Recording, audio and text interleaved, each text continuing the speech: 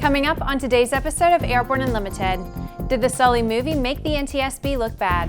A Chinese company may build another AN-225. ICAS Hall of Fame selects inductees for 2016.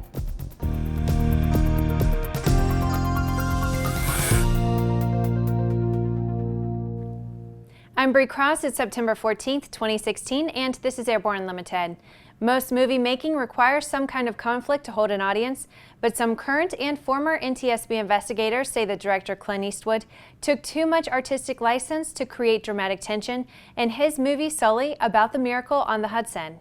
According to a report appearing on Quartz Online, the movie portrays the NTSB as being adversarial with Sullenberger during its investigation, saying he could have landed the airliner at a nearby airport. However, in simulations conducted by the NTSB, that outcome was only achieved 8 out of 15 times and did not take the pilot's reaction into account. Robert Benson, who led the NTSB's investigation into the accident, told CBS News that the board is, quote, the guys with the white hats on. There is some concern that moviegoers may leave the film with the impression that the board was acting as prosecutors, looking for a way to blame Sullenberger and Skiles for the accident. Sullenberger has reportedly said that the film accurately depicts how he felt during the investigation, as well as the intense media and bureaucratic scrutiny that came after the accident. An agreement has been signed between China and Antonov in the Ukraine to restart production of the AN-225, recognized as the world's largest airplane.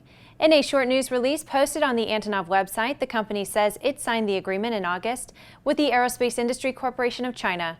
The agreement has 2 phases. First will be to finish assembly of the second modernized AN-225 Marina at Antonov Company and delivery of this aircraft to the Chinese manufacturer. The second phase involves organization of the joint series production of the AN-225 in China under license by the Antonov Company. The AN-225 was initially developed to transport the Russian Buran spaceplane, much like a Boeing 747 was used to transport the U.S. Space Shuttle. There was no indication in this report as to the purpose for restarting production of this unusual aircraft. After the break, ICAS honors 3 of its members. Redbird is quickly becoming the industry standard for flight training. Since Redbird introduced its revolutionary FMX in 2007, colleges, universities, and flight training operations around the world have integrated Redbird products into their curriculum. It's time to discover what Redbird can do for you. Join the migration. There's a difference between charting a steady course and pushing for the ceiling. And for nearly a century, Hartzell Propeller has been defining that difference. It's in our passion for engineering and research and our dedication to testing the limits of performance. We are built on honor. We are Hartzell Propeller. Welcome back. If you would like to be a supporter of Airborne Unlimited, send an email to jim@aero-news.net. The International Council of Airshows Foundation has named its honorees for induction into the ICAS Foundation Airshow Hall of Fame Class of 2016. The inductees named are pyrotechnic experts Rich and Diana Gibson, aerobatic pilot Greg Poe, and Air Boss pilot, announcer, and airshow organizer Larry Strain. The Gibsons are renowned for their ability to spice up an airshow with extreme pyrotechnics. They have worked at over 350 show sites and 8 different countries and are noted for their pyrotechnic displays used in simulated combat sequences.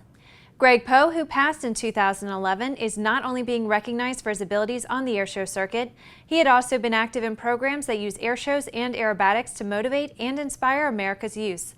He was also involved in numerous areas of airshow safety. As an airshow organizer and announcer, Larry Strain is the guy that actually brings the airshows to the audiences. He is responsible for training other announcers and has served on the board of directors for the IAC. A formal induction ceremony will take place on December 8th during the 49th ICAS convention in Las Vegas. With some 2,000 Aero-TV programs webcast to cyberspace, sometimes it can be fun to look back and enjoy some of the places we've seen, the flyers we've met, and the planes we've flown. Here's a look at one of our favorite Aero-TV classic episodes. It delivers 10% more power at high altitude cruise while burning 20% less fuel. In this video, ANN's Jim Campbell talks with a top GE official about their new advanced turboprop program. This is the engine that will be used on Textron's new single-engine turboprop airplane. Search Tomorrow's Turboprop on Aero-TV's news channel. After these messages, NASA is on the way to sample an asteroid. Sandia introduces the new SAI 340 Quattro TSO'd airspeed, attitude, altitude, and slip. With integral backup battery, safety never looked so good. See it now at www.sandia.aero. Concorde's recombinant gas RG series sealed battery technology produces a high-performance battery with the advantages of being pre-tested and fully charged at the factory. Find out more about Concorde's entire line of batteries at www.concordebattery.com. Concorde, the heart of your aircraft. Welcome back. With so much news coming out of the aviation industry, we're summarizing some other interesting stories in a brief segment we call Around the Patch.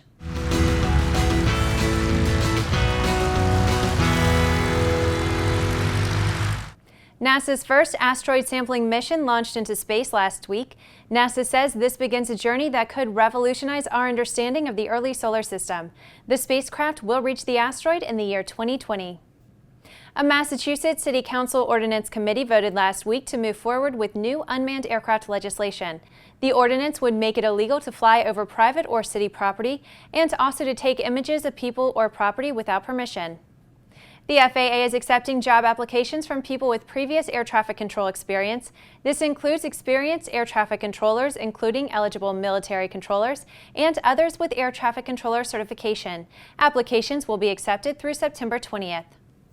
It's reported that Textron will be closing service centers located in Atlanta, Georgia and Newcastle, Delaware. The company said that the closings and early retirement packages are an effort to improve the company's cost competitiveness. Duncan Aviation has developed a TDR 94 and 94D quick turn team program. This provides operators with these transponder services that include same-day evaluation and 3-day turn times. Duncan also offers AOG options when needed. Well, that's the trip around the patch. Now let's move on to the rest of the news. EAA put out a release saying that they have reviewed and commented on a forthcoming draft of the FAA Order 8130.2 Revision J. The document is critical to home builders, warbird operators, and others in the aviation community. Among other functions, the order sets procedures for inspecting new experimental aircraft and dictates operating limitations. While an FAA order may sound foreign to most of us, it's actually another way the FAA controls airplane and pilot operations. These are not regulations, but they act like regulations and can have a great effect on what we are allowed to do. The operating limitations assigned to non-type certificated aircraft, such as experimental amateur-built aircraft, are created through FAA orders, and that's what EAA is working on. FAA orders can change the way we operate our aircraft behind the scenes, where we don't know what's happening until it is put into effect. It's a good thing EAA is watching our 6 o'clock. Well, that's our program for today. Remember that Airborne Unlimited is streamed daily Monday through Friday with additional breaking news bulletins for important stories that fall outside of our normal deadlines.